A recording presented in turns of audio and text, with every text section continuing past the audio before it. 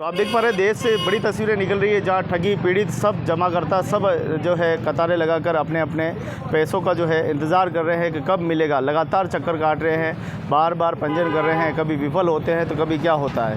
मतलब कुल मिलाकर कहें कि देश से ये बड़ी तस्वीरें निकल रही है जहाँ क्रेडिट कोऑपरेटिव। तो आप देखिए कि ठगी पीड़ित जो है लगातार ये परेशान हो रहे हैं। लगातार ये 2018 से ही जब से पता चला कि पैसा मिलेगा नहीं मिलेगा उसको लेकर लगातार ये दर की ठोकरें खा रहे हैं, दर जो है भटक रहे हैं। क्या पैसा मिलेगा या पैसा नहीं मिलेगा, अभी भी कोई पुख्ता जवाब देने वाला नहीं है। सरकार कह चुकी है जब 3 लाख कंपनियों के ताला लगाया गया तो सरकार ने कहा था कि हम सब आपका भुगतान जो है वो करेंगे।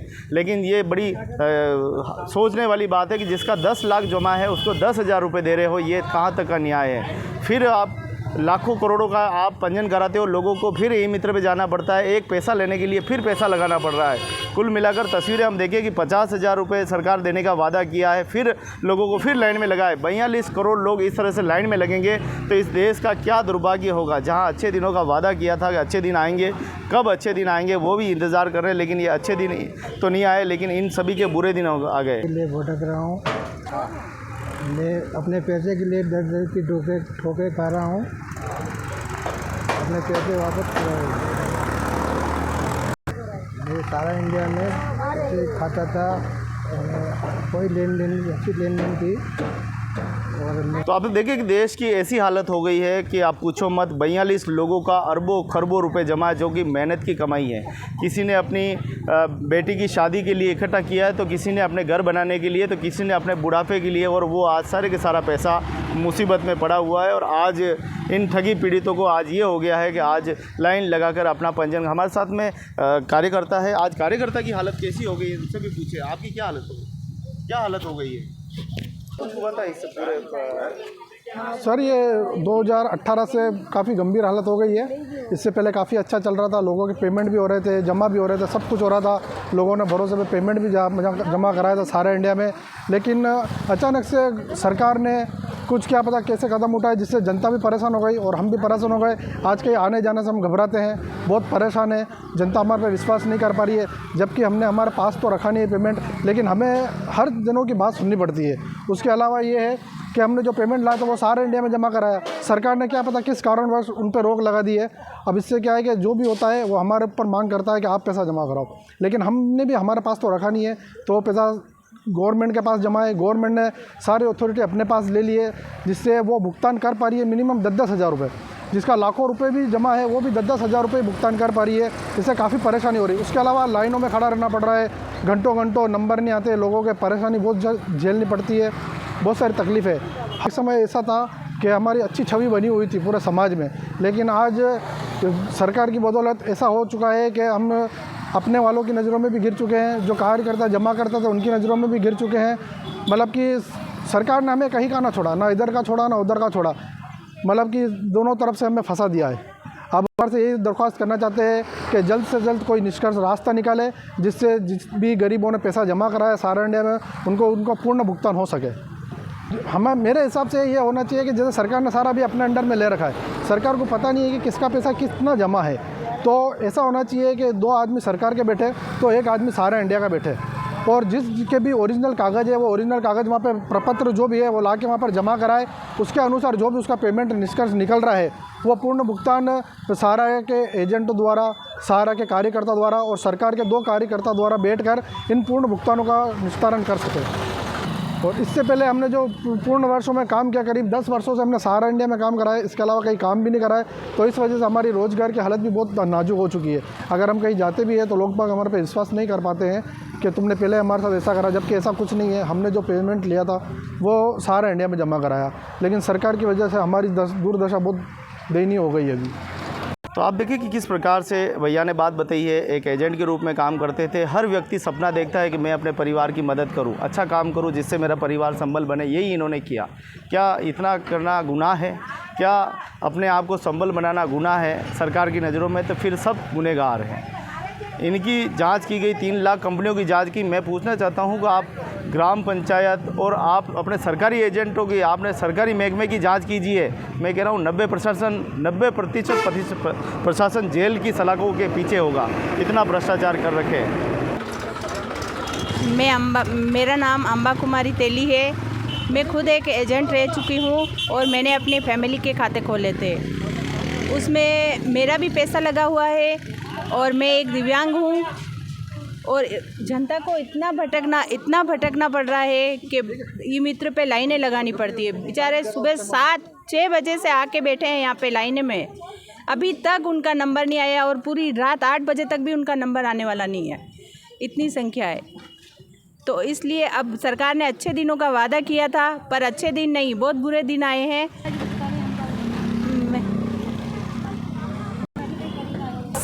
सरकार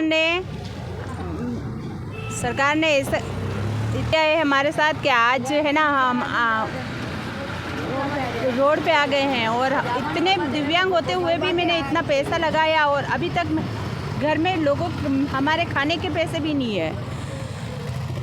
इसलिए सरकार से विनती है कि जनता को इतना परेशान न करे और हमारे पैसे हमें लौटाए। हमारे 1.5 लाख रुपया सारा इंडिया में जमा कराया है और बहुत परेशान हूँ। हाथ रे शुगर की बीमारी नहीं आ रही, हाथ पेट की चमड़ी काट के हाथ के सर्जरी करा रखी और वही मुसीबत से मैंने सारा इंडिया में पैसे मदद के लिए जमा करवाया है और बहुत परेशान हो रही हूँ और लाइना लग रही और पैसे की कोई पायाबंद की जाए। ये अटी उटी टापा खाती भरूँ और धक्का खाती भरूँ, चाल नहीं पाऊँ, पेट हूँ हाथ हूँ चाल नहीं पाऊँ और बहुत परेशान हो रही हूँ। तो मेरे पैसे की सहयोग किया जाए। पैसा मजदूरी करके पैसा बेला किया है और कौन दिया जाएगा हमारे पैसा और मजदूरी कर के पैसा बेला करिया, समझ में नहीं आई रहा साहब, हमारे कौन देगा पैसा। अबे हमारे पैसा कोई है नहीं कमाने वालों और पैसा वाला मर गया हमारे घर वाला तो, और पैसा कौन देगा अबे हमारे समझ में नहीं आई रहा। अबे हाउदन कदी आए कहीं खबर नहीं पड़ी रही साहब क्या ये पैसा कदी मिलेगा। अबे देखो ना ये पैसा जमा करा थी तो पैसा कहीं एक दूना वेगा तो एजेंटी कटी हपी क्यों ना ताला लगी गया बड़े तो सारा इंडिया रे। अबे कटे ले जाओ पैसा लेवा तो एजेंट आई जाता एक रिपो करी जमा कराती, एक रिपो करी जमा कराती न पैसा। अबे वो ताला लगी गया ना एजेंटी कटी हपी क्यों नजरेस नहीं आवे उतरा रादर में उतरी क्यों हजार क्यों लियो मारे तो पूरा पैसा है कहीं गाया प्यार दूध काढ़ी भैया जमा कराया कि ना कि हजार क्यों लियो मैंने क्या ले लो 50,000 फाड़म लेन उभी उड़े लाइन में पैसा है मारे। बोलो हेलो करने है कि 6 लाख रुपया जमा कराया जड़ महीनों हाल एक सारा महीने 1 रुपयो नहीं आयो। माँ परेशान भी गया जोरदार, अतरे घबराई गया माँ, मार पया चाहिए रहा सब कहीं।